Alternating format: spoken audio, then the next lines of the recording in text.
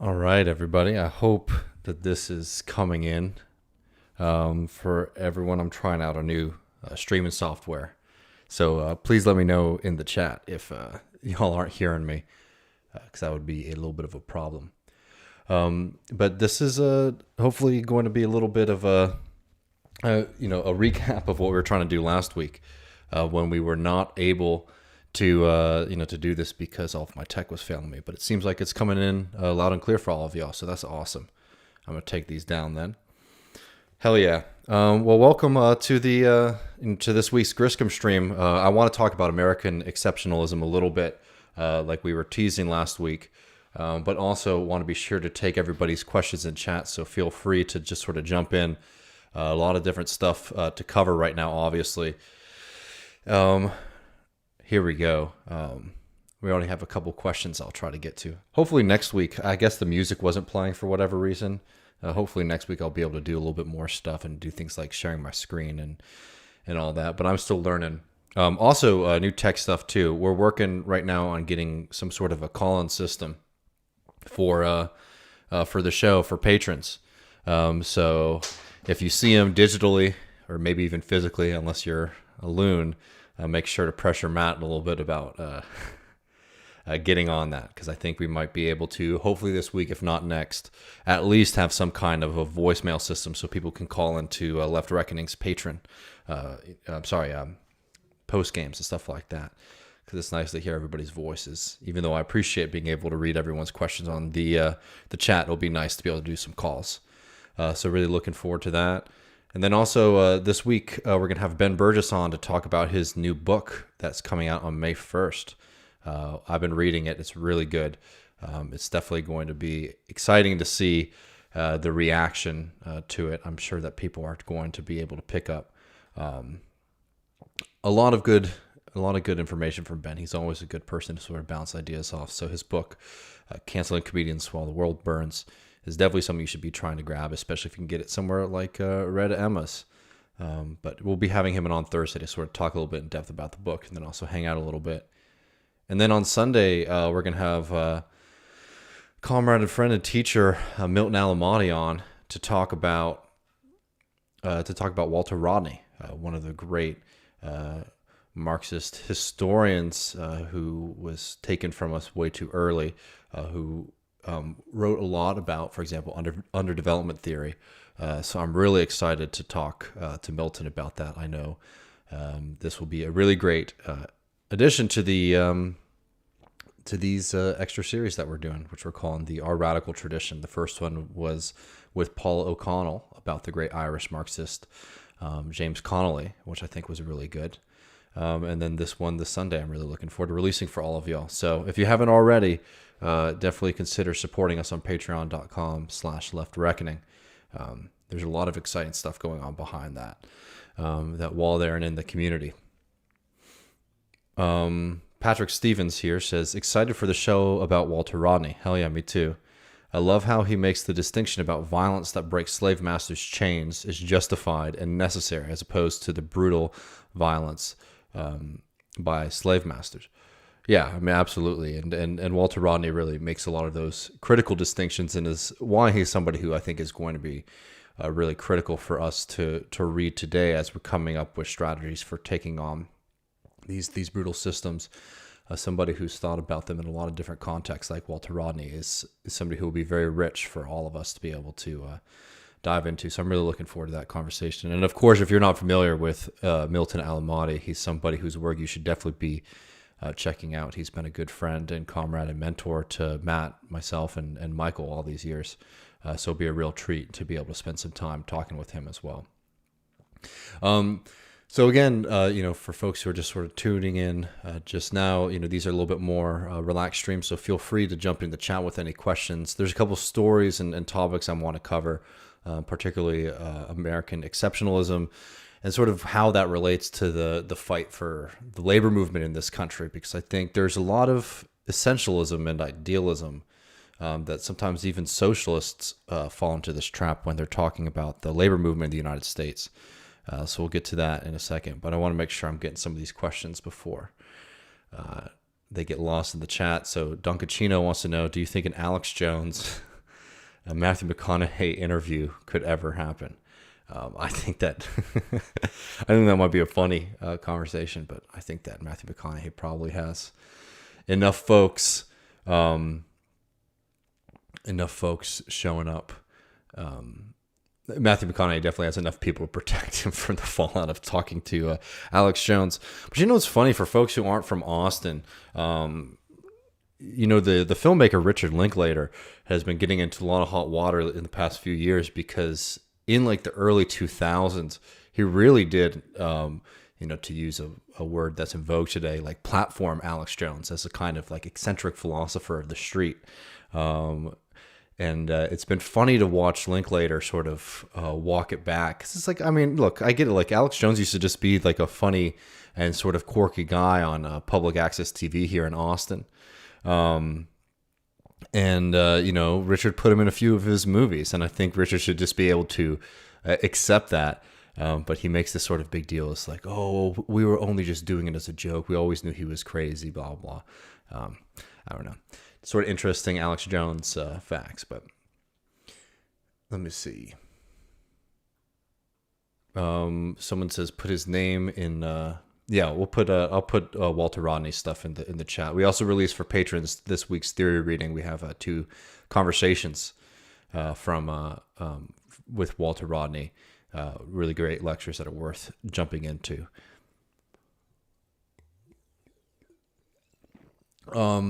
And someone, Blacktician says, not a question, but I'm finally reading Racecraft. That's a great book at Michael's suggestion. Very enlightening and gives a lot of clarity to modern social issues. I think that's a phenomenal book. I'm still sort of have most of my books in boxes, but Racecraft is usually a pretty easy grab off the shelf because it's something you can always jump into.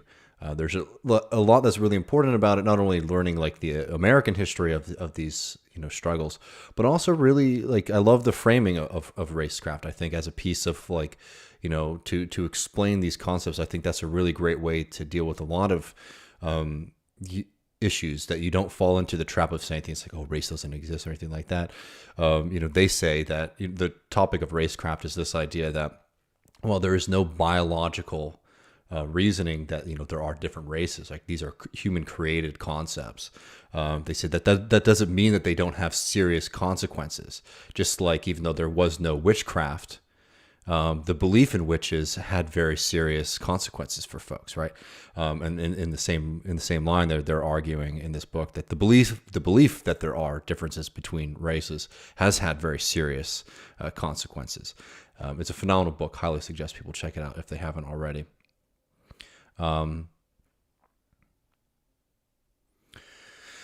Chuck Newsom says, David, is it just me or is the mainstream U.S. media downplaying the India medical crisis? I've heard it described as already collapsed. Well, I think one of the things that's so frustrating about the India example is that there's a lot that the United States could be doing. And it's so interesting to see how much, liberals in particular, but also Kamala's own campaign, like leaned on the fact that, she has Indian ancestry.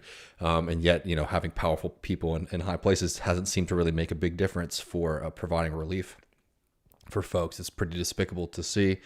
The way I've seen it covered, like in the New York Times, has, been about the seriousness of it. But I think the way that the kind of general American reader is interacting with these stories is just thinking like, oh, well, it's India, and it's a mess there anyway. So, what could we do? When in fact, there are actual concrete steps that the United States could be taking. First and foremost, releasing the patents on the damn COVID vaccine. It's ridiculous that we're still having this conversation, especially since Joe Biden last year was saying that he would release a patent. If he were to be president on any kind of COVID vaccine. And to see him walk back while in power, I mean, one, it's not surprising given what we know about Biden, what he's been doing in power, but it's exceptionally disgusting when you're seeing the human cost of these decisions.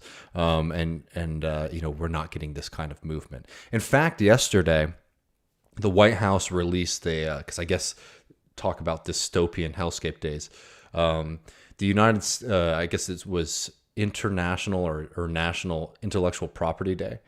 And the U.S. White House released a statement talking about how great the intellectual property regime is to maintain innovation in science and technology, while obviously completely ignoring the fact that this is now causing and I don't use these terms lightly, but these are exactly the conditions that we're in right now, a vaccine apartheid, where it seems like there is going to be mass distribution of vaccines in the United States, in the United Kingdom, and parts of Europe, but in a lot of other countries in the global South, it's going to be a struggle to get these vaccines. And the paternalism about this has been so disgusting too. To see some moron like Bill Gates, who there's no reason that we should be having to listen to this guy's opinions on health policy. It's absurd. And if anyone still thinks that we live in a meritocracy or democracy, ask them why Bill Gates, somebody who made all of his money basically just sitting on monopoly power in computer programming, why he is giving advice on global health.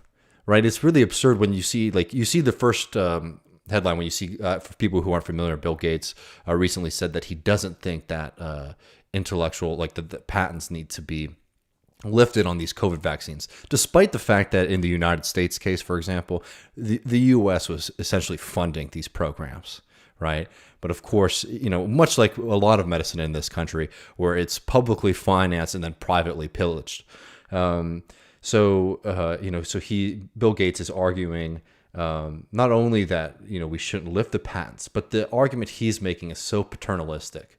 Essentially, he's saying that if other countries try to make this vaccine, that we will see that they will create vaccines that are tainted, vaccines that are dangerous, vaccines that will be ineffective, right? And it's extremely paternalistic, especially when India actually has a very, very advanced production apparatus when it comes to pharmaceuticals. Some of the Indian companies are among the largest in the world, actually. And when it comes to raw materials, it's not really an argument there against the current intellectual property and American regime when it comes to global health, right? Because when you have a country like India saying, when Bill Gates is making the argument that they don't even have the resources that they need to produce the vaccines, it just shows again how the United States is hoarding.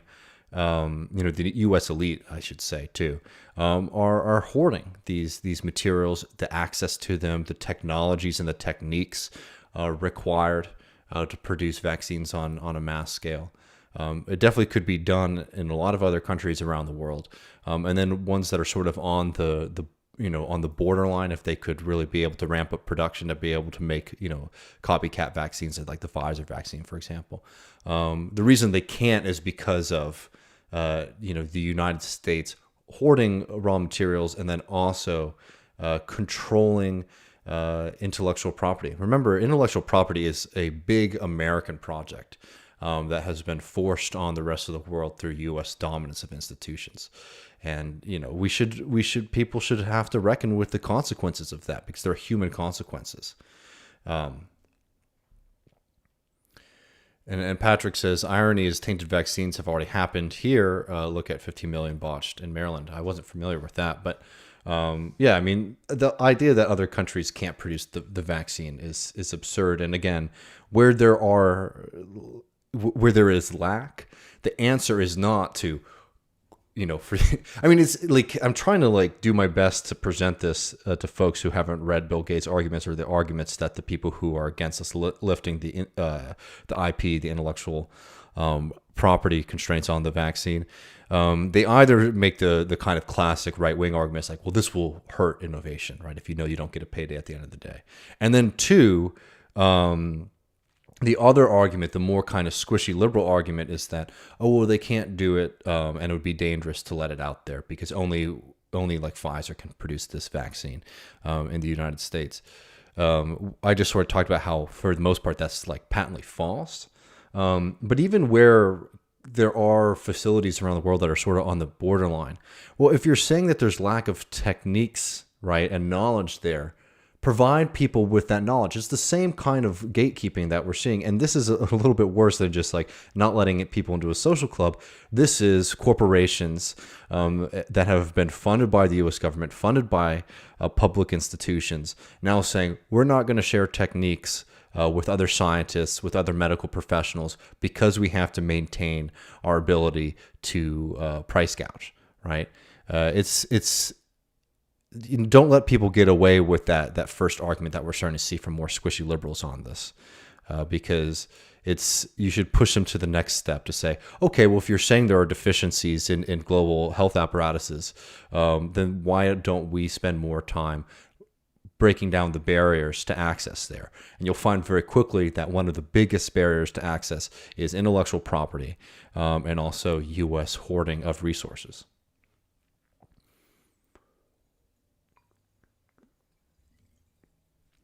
I'd also suggest people read Luke Savage's piece in Jacobin on Bill Gates that just came out, I think, yesterday afternoon. It's definitely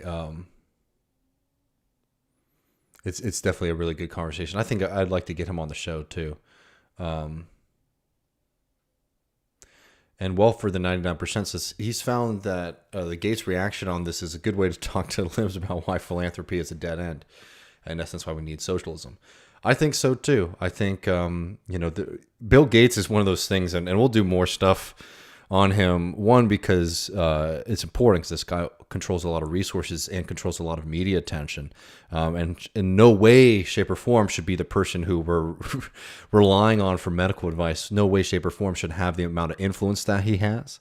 But I think a lot of people recognize that there's something wrong with somebody having as much wealth and power as Bill Gates. So it can be a good jumping off point. And I also think one reason Matt and I have been trying to do more of it on this show is like it's a good way to catch people before they fall into this kind of conspiratorial rabbit hole regarding Bill Gates. Like it's very funny whenever we do Bill Gates videos, because you usually get a kind of general sense of who's watching. And for us, it's our typical audience for most of our videos. But whenever we do a Bill Gates video, it's like y'all, and then like a lot of people who are really wacky about Bill Gates, running some kind of secret society that's controlling all of the world, right? And again, it's not saying that you shouldn't be worried about Bill Gates and all the power that he has. You should. It's just like you don't need the conspiracy. Like it's right in front of you. This guy has a lot of money. And that means he has a lot of political power, and he uses his money to, through philanthropy, to control large aspects of not just the American economy, but the global economy and the way that we're dealing with, questions of like climate change and health policy, right? And, one of the first things we did on the show was talk about the fact that Bill Gates is buying up farmland across the United States. And it's funny because we get two sort of answers from him on that. It's one, we might want to change the way that we're producing food in this country. And then two, that it's really like as a business investment, controlling all the farmland is a worthwhile investment. Bill Gates has been saying. So, and he's like sort of trying to take a step back and say like, oh, I'm actually not doing this under my own volition. Like this is just what my financial advisors are telling me to do. Right. Anyways, we bring up those stories because they're important. They should worry people, and they should, encourage people to start thinking about different modes of living, different ways of doing politics, and all of that. And hopefully, talking about somebody like Bill Gates, who is such a driver of YouTube, like a entryway for a lot of people into the more like conspiratorial right-wing fantasy politics.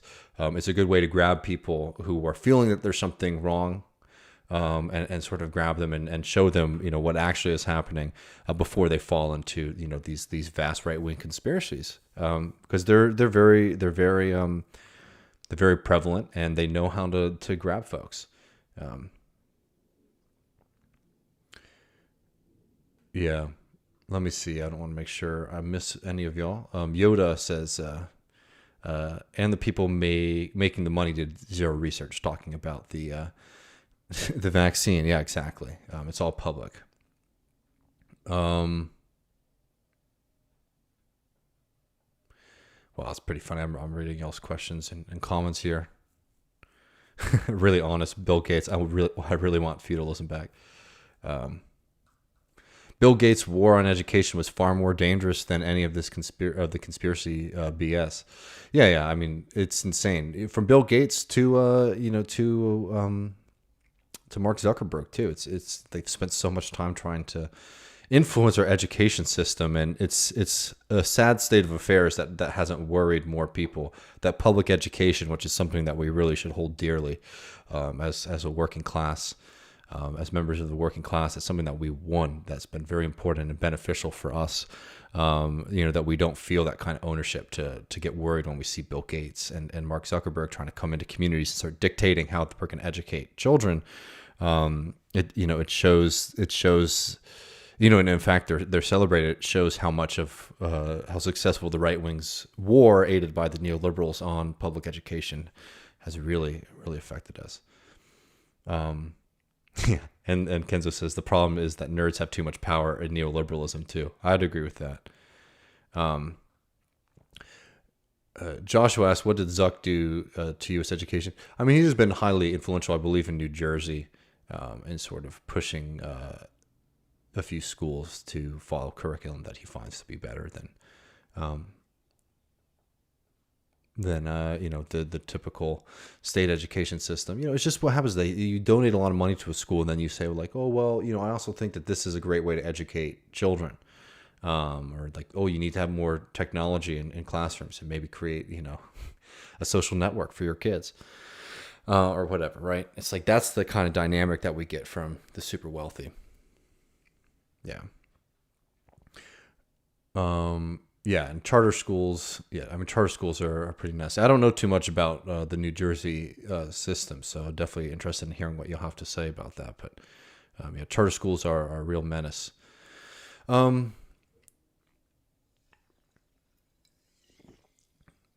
right. Well, let me see if y'all have any more questions. I want to get to this American exceptionalism stuff. We can come back to doing some questions after. And this is just sort of like a taste or a preview of some stuff that I've been thinking about, some things I've been talking with Matt about. I've been trying to, we talk a lot about the unique position and the difficult position we are in the United States, and especially people who came from like liberalism to socialism. Y'all know the story, right? You look at Europe as like, the European model is better. It's like, oh, well, look, they have, healthcare programs and things like that we don't have in the United States, right? There's all of these, reasons why a lot of folks try to compare the United States political scene to Europe, right? And like, that's just like the kind of classic, that's the kind of like just sort of classic, like Michael Moore loving, Democratic Party voter, right? And like, no, I'm not even trying to throw too much shade. I'm just saying, like, this is a pretty prevalent thing amongst like liberals in the United States to say like, oh, well, in France they have this, or like, oh, in Denmark, they have that, right? And basically what they're trying to argue for is just like, basic social democracy programs. So again, not necessarily a bad thing that folks are advocating for this. But it creates a kind of false narrative that also bleeds into socialists, which I think is a bigger problem of like idealism when we're analyzing the American condition, like the state of the American working class and the state of our history, right?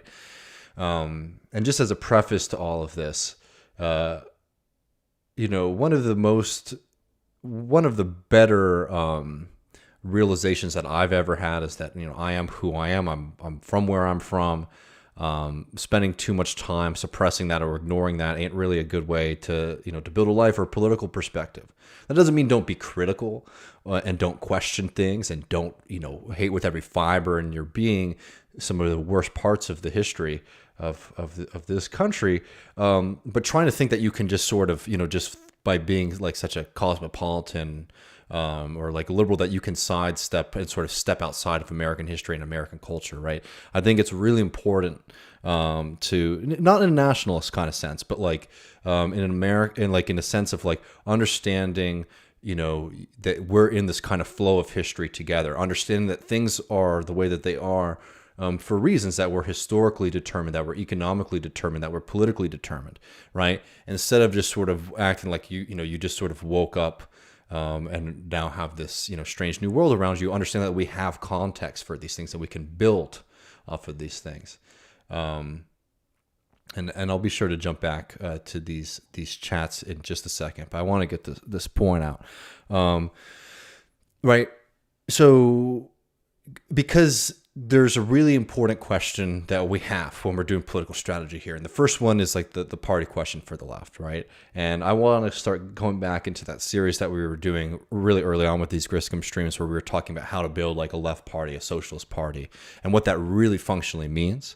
And one of the things that we didn't get to was sort of talking about it in the American scene, in the American context, where you sort of get the argument that doing any kind of party movement is not viable in the United States because our system really privileges a two-party system, right? So we'll come back to all of that later. But I wanted to sort of push back on this idea, or talk about this idea of like American exceptionalism, right? And what do I mean by that? I don't even mean it in the sense of the right wing sense, like, oh, America is like the one true democracy, all that kind of stuff. I mean that when people say like America is so unique that using like a dialectical analysis of the U.S., using a Marxist or socialist analysis of the United States doesn't work, and then input whatever idealist or essentialist reason for right. One of them, it's like you'd say like, oh, because America has no culture, or oh, because America is too racist, oh, because America is too young of a country to have these things, right? All of those kind of narratives really distort the actual history of the American labor movement and the actual history of the American working class, which is very complicated, which does intersect with a lot of these problems, right? There's no doubt about it, especially in some of the most important moments of like labor, like militarism in the United States. That, for example, the fact, racism in this country was a huge impediment to building the kind of labor movement that we needed, right? There's no doubt about it. But this, and what I'm trying to say here is that we need to be able to understand these things as factors rather as like determinants, right?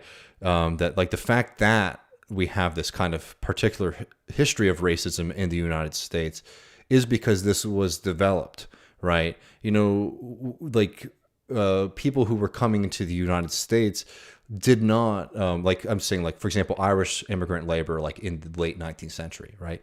They were introduced to like anti-Black racism, right? As a tool to prevent any kind of cross-class, cross-racial solidarity, right? It doesn't mean that these things didn't develop on their own sort of organically, but they were utilized brutally by the bosses to make sure that there was no American labor movement. And if you look especially at the history of the American labor movement in the 19th century, the bosses and the ruling class understood this explicitly.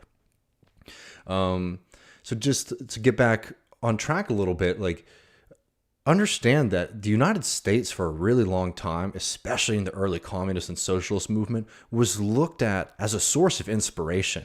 Like, you literally have texts of Marx where he is like lambasting the Communist League, right? Like the early Communist Party in Europe, for not following the model of the American working class, for not being as advanced as the American working class. Engels too. Lenin wrote letters to Eugene Debs and oftentimes would cite the American working class as an example of labor militancy. The problem with the United States' history of labor struggle, and most importantly for us as socialists, class consciousness, is not the absence of it, but actually its brutal defeat that was very much systemic, right? And every American labor defeat, most American labor's defeats were such high stakes that it was hard that the working class of the next generation ended up having another structural deficit to being able to build working class consciousness and power, right? So you have the early problems in the United States, for building like a working class movement that is able to sustain itself from question to question.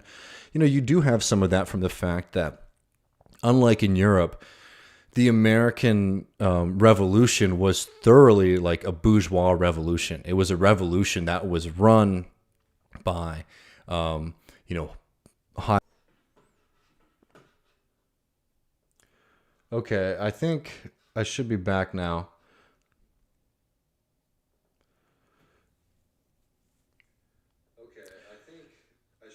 All right, y'all. I'm back now. Sorry about that. Back now.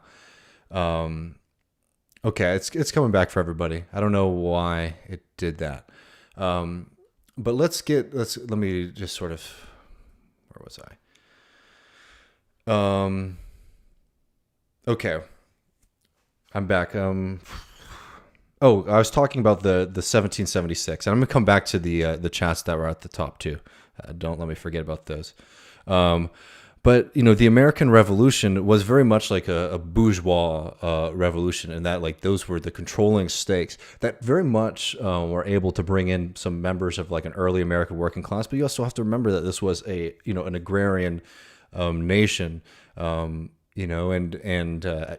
that time, obviously, there's no doubt about it that the American Revolution was very much spurred by the desire to conquer more Western lands, to continue the genocide against the Native Americans. Right, those factors are indisputable.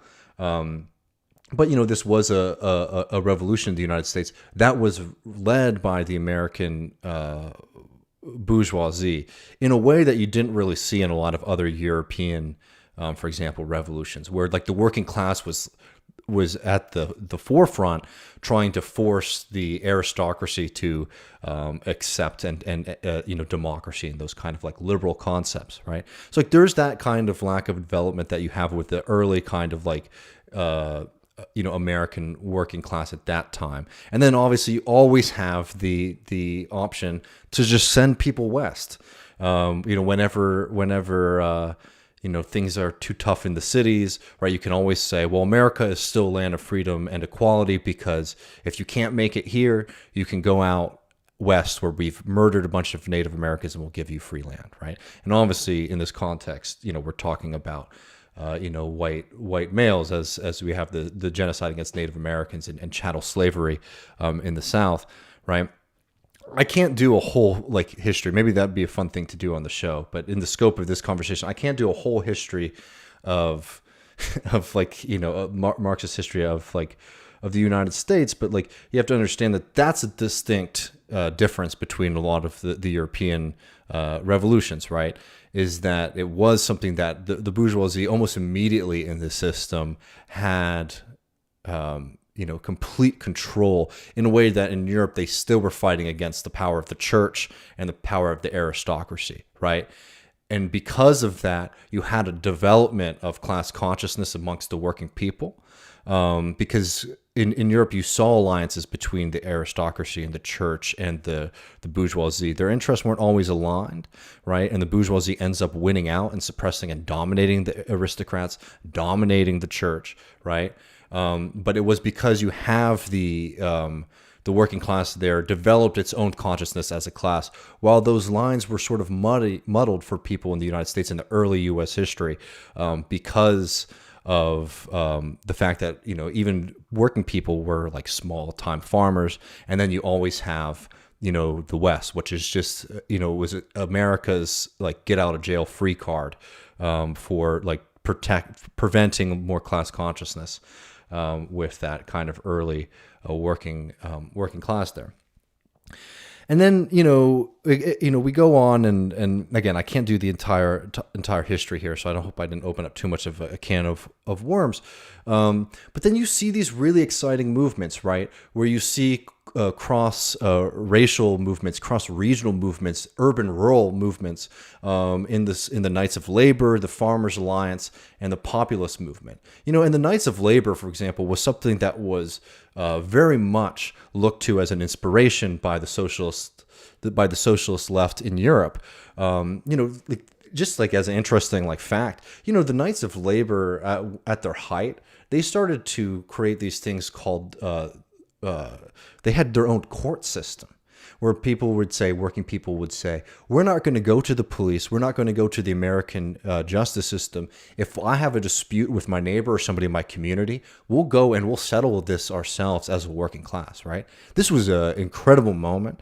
Again, the Knights of Labor aren't perfect, and it's very much, they get squashed very quickly through alliances of a kind of labor elite with the Democratic Party, and other factors too. Particularly, I think that nobody was prepared for the brutal repression, state repression in a lot of senses, but also just vigilante repression that you saw in the South, right? At any kind of a different system after the Civil War, right? You just see, from the KKK to the fact that they control the police force and the governments for the most part, just a brutal crackdown on labor organizing. Obviously, the racists in the South weren't going to let black communities have their own self-determination.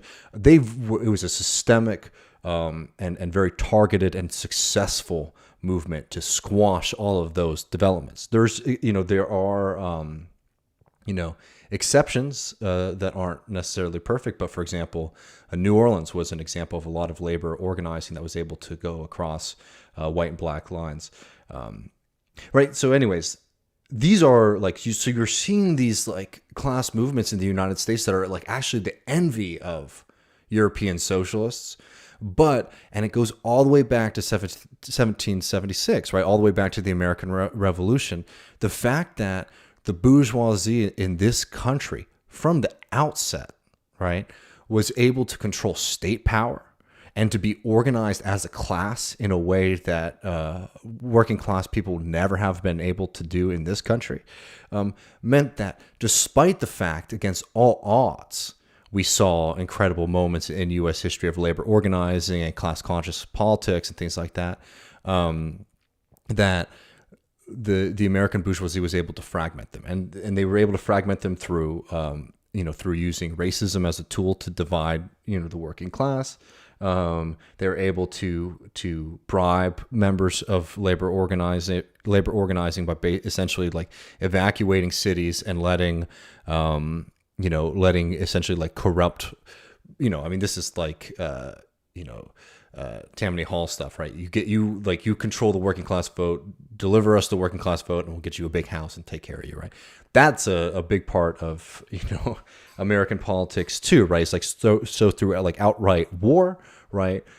Which was using racism and police and thugs, particularly in the South. And don't forget, for example, when we talk about Jim Crow, obviously, it's not they're not the recipients of the worst aspects of this, but the way that those laws were written, a lot of poor whites were also disenfranchised, right? Which was a bonus for the ruling class in the South, was to prevent black people from being able to vote and also prevent poor workers from being able to vote. They were, especially in the South, they had such a stranglehold over the system. The point that I'm making here is that there is a rich fight in this country for a kind of class consciousness that does something different. It wasn't always perfect. There's a lot of strategic mistakes, from issues with the Populist Party, which basically gets, and the People's Party, which basically gets so distracted by the idea of silver, silver as a monetary solution. That they forget what was so successful, to betrayal of the unions, to people like Gompers, who was essentially just waged a war on any kind of left-wing activism within the labor movement and tried to deliver the labor movement to the right, to fragmentations of the Socialist Party, that unfortunately happened because the Socialist Party had so many different factions within it, that it was very prone to splitting, and it didn't take too much of a shock for the Socialist Party to never be able to rise as high as it did, when Eugene's had run for president and did so well. I think, was it 1919, something like that. Anyways, the point is that there is no American exceptionalism when it comes to class war. There are stories of success, and there are really, really serious defeats that that set back the working class movement in this country for a generation. And the reason I want to push back against these kind of essentialist or idealist criticisms of the American labor movement is that if you think that the reason that we don't have like a socialist party in the U.S. Or a stronger labor movement party in the United States is because there's something sort of magical about the ground here, or something wrong with our culture, we're too individualistic, right? Then you are saying that there is nothing that can be done. You are letting these things determine your future and determine our opportunities. And it's also historically wrong. It's not that these things couldn't happen, it's that they were beat, right? And that this is a long process. And we've seen opportunities and things that have worked. And then we have seen time and time again the same failures for similar reasons for almost 120 years now, right? So don't sit here and think that there is something that makes these things uniquely impossible in the U.S., but understand that to build a successful movement, we have to be rooted in this history and to be able to learn from the successes and the failures, to be able to speak a language that as a culture and as a people, Americans understand.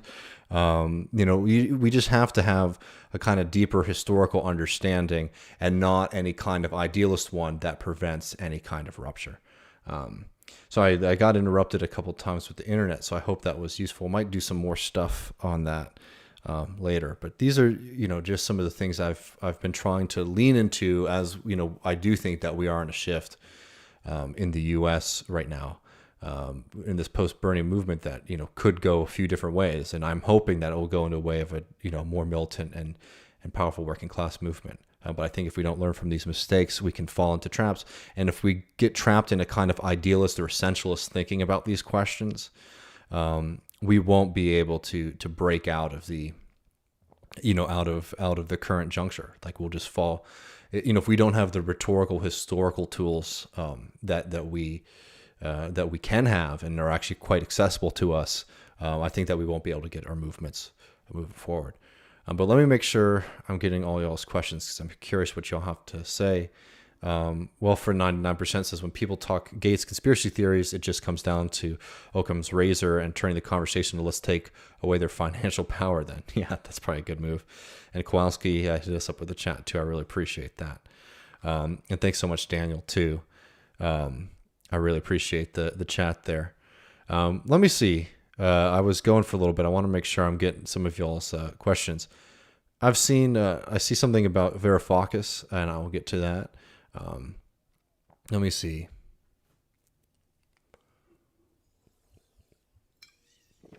Antonio says they disagree with my assessment of the People's Party. Their focus on silver-backed currency was a result of their aligning with the Democrats. Oh yeah, I don't. Unless I said something that I didn't mean to.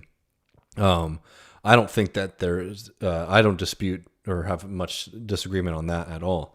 The point is that you have a moment in the People's Party where they can be doing something different, and they were having, some forms of success, and you either see fragmentation, or because there was such excitement about the idea of silver, that you fragment the People's Party into incorporations into the Democratic Party, which the Democratic Party, has been, especially in that period of time, a place that has absorbed different kind of working class led movements. So I don't disagree there at all. But be very curious.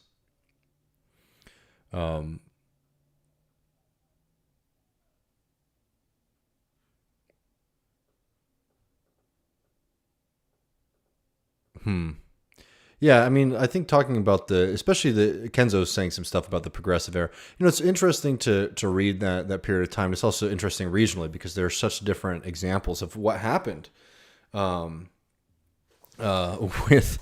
the regional differences. For example, it's like the Midwest and then the Northwest are really like the last bastions for a little while of those kind of alternative movements, but they eventually capitulate as well. Yeah. Also, Tony says the overfocus on silver was a result of the fact that the party was not exactly socialist in origin. Definitely agree with that too. It was a parallel social democratic tradition that was anachronistic. I mean, I think the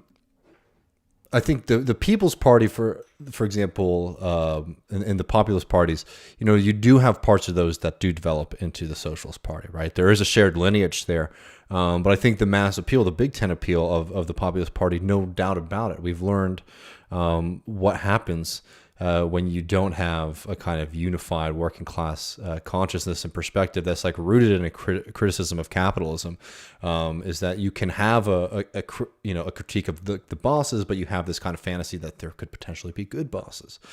And I think that, the monetary policy stuff, even though there is some truth to the fact that the way that our monetary policy was developed, that it was, benefiting some sections of the working class, of the ruling class over others.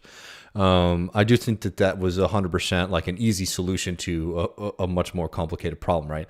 Like there is no world where, just the introduction of silver alone into U.S. like monetary policy was going to be able to alleviate the structural reasons why farmers and working class people were so immiserated at that time.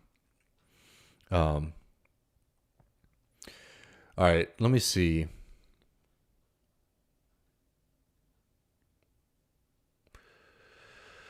Yeah, I mean, y'all are all making some really good points in here. I want to make sure I'm sort of I'm trying to make sure I'm getting into all of them.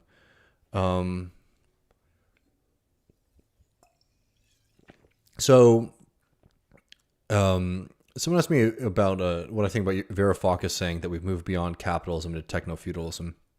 I haven't read Varoufakis' stuff on this, so I don't want to speculate too much. I'll say, like, rhetorically, I'm not even making an analysis here of, like, definitions of feudalism versus capitalism. I don't understand why some people feel like rhetorically calling things feudalism makes it have more weight for folks. Than just saying like capitalism or capitalist exploitation. The point is, if you're trying to make people think that the system that we're living in right now is unjust and is also, something that's enforced upon us versus something that's being natural, if that makes sense. I think that, you have to be able to do the groundwork to just convince them that saying, oh, this is a capitalist problem is like bad enough. Especially in the U.S. without that kind of feudalist history. I've never understood it as being more powerful, but I'd be curious to hear about like what Varoufakis is actually saying about that. I know Robert Brenner, for example, had a talk I was trying to watch before this, but wasn't able to, about, is America returning to feudalism? So it's definitely interesting. And obviously you can understand that, with debt, with the lack of ownership of the things that we use to sustain ourselves from housing to hell, even things like, it's interesting when you see all these tech companies, having us like share things, right? Like, share your car.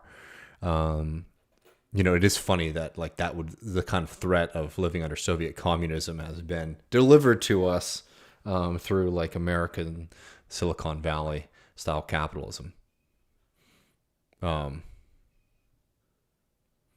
William, I have not seen this. They said thoughts on Boris's "Let the Bodies Pile Up" story.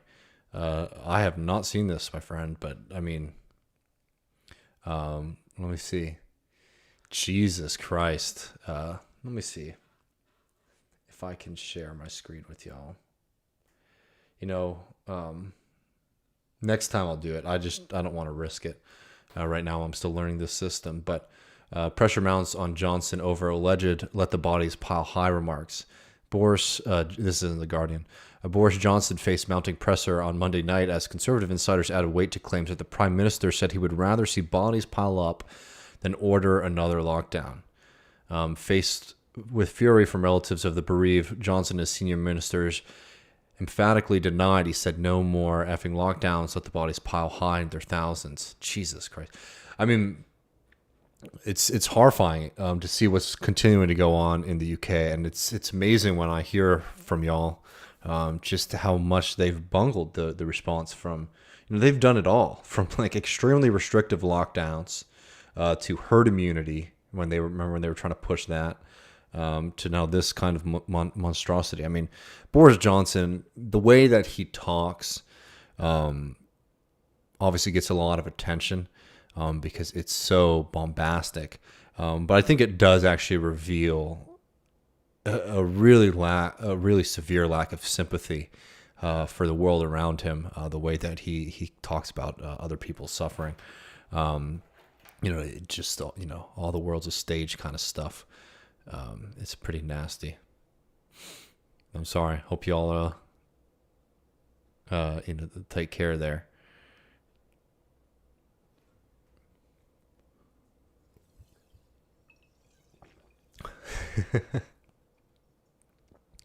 Well, let me see what is going on in the chat. I think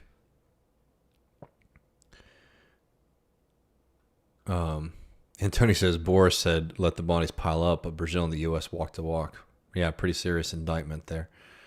No, this is not a Canadian channel. Yeah, and Starmer has been such a...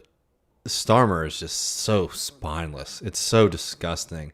We talked a little bit about Owen Jones and his sort of bad analysis of U.S. politics, but it's been so horrible to watch people who were trying to act like Starmer was just going to be, the clean suit that was able to deliver the goal of Corbynism. Oh man, that was some delusional stuff, wasn't it? It's really such a sad thing. I always say I have a lot of friends in the UK I know a lot of people who have left Labor. I know some people who say stay and fight. It gets harder and harder to understand how to what relationship to have with the damn Labor Party these days when there's such an incredible ruthless purge of the left within Labor, and then just a really soft response to murderous policies of the government. It's really despicable to see where people's allegiances really lie at the end of the day. Is he spineless or is he just right-wing Labor? Yeah, I mean, that's probably a better way to think about it. Yeah, because spineless implies that he's sort of backing down. You're right. He always wanted to deliver. He always wanted to make Labor a party that was more amenable to British millionaires, something that they had lost under Corbyn.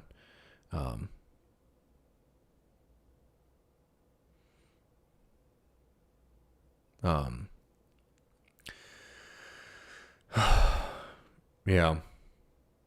Autumn says Starmer sacked. Thanks Autumn for always helping out. Keep the Nazis out of the chat. Starmer sacked Rebecca Long Bailey over a retweet, but Peter Mandelson, who was making phone calls to Epstein while he was in prison, remains in the party. Yeah, it's pretty insane. Yeah, I'd like to get some of our UK comrades on the show again soon too. To talk about it. I know Paul O'Connell's been done with that organization for a long while. It's definitely it's a bleak period, and I understand that's what some people were trying to remind me of when I was talking about the bad analysis I see from the UK about US politics.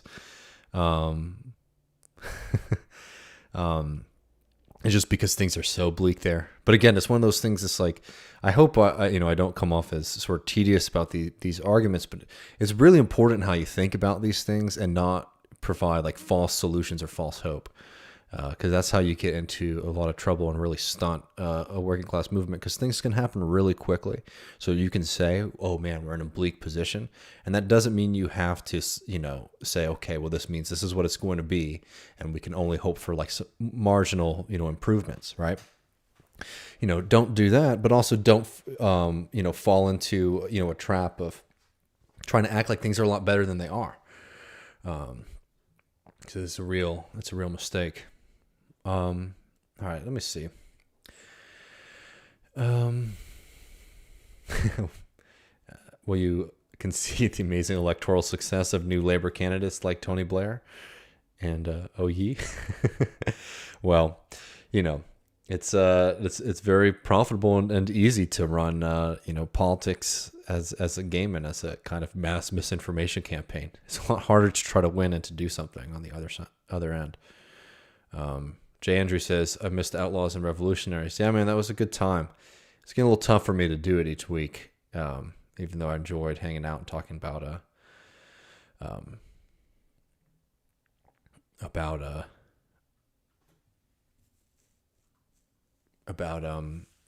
mean, I love talking about country music, but it was just getting a little tough for me to do this each week. Hendo says, Dave, do you know any good sources for Australian politics? The Labour Party there is also a disaster. No, but I know we have some Australian friends and comrades who listen to the show, including obviously Ange from Australia, who is always a great resource for these things. But definitely Australian friends out there, send us some good things to be reading. I'm always trying to spend a little bit of time, reading about the Australian scene, even though it's always tough because it seems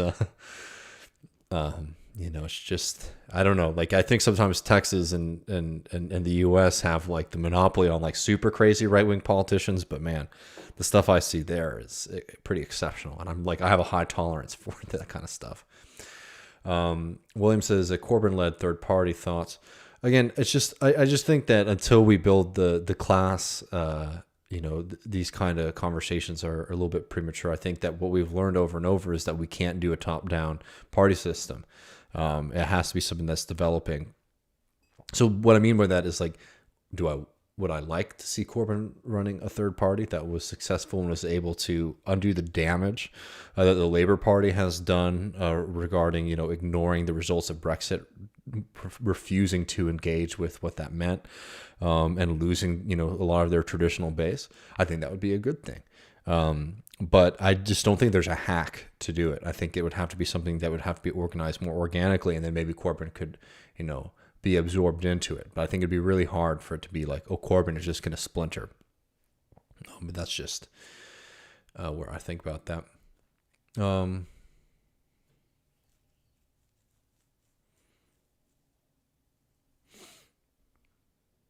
me see,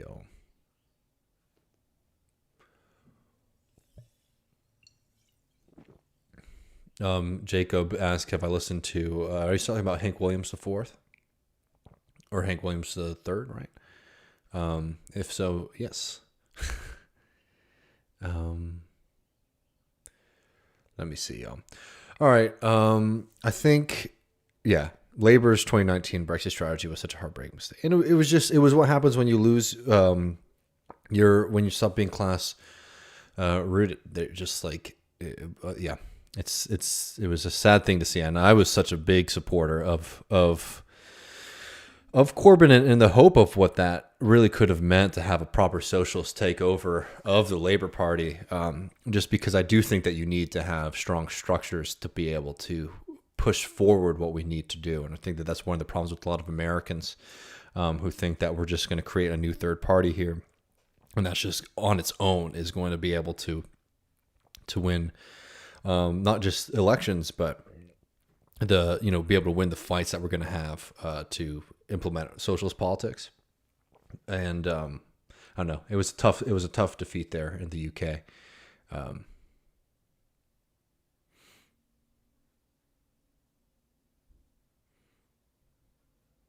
Shane says May Day actions in Austin and other cities by DSA. Thoughts, David? I don't know. Is this a suggestion or something that is happening? Definitely good to see. If May Day is a great day, man.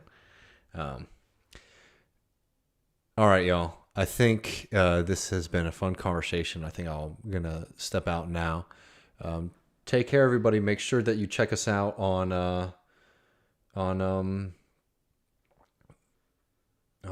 Thursday at 8. We'll be talking with Ben Burgess about comedians canceling comedians while the world burns. Thanks so much, Michael, for the for the chat there too. And on Sunday, Milton Alamonte will be joining us to talk about Walter Rodney, how Europe underdeveloped Africa, and much more. For patrons, we've already put up a couple talks by Walter Rodney along with some kind of introduction essays. So definitely look into that. And consider supporting us at patreon.com/leftreckoning. And if you haven't, please subscribe to the channel, because that also really helps us out as we're continuing to grow. Thanks everyone so much. See you on Thursday.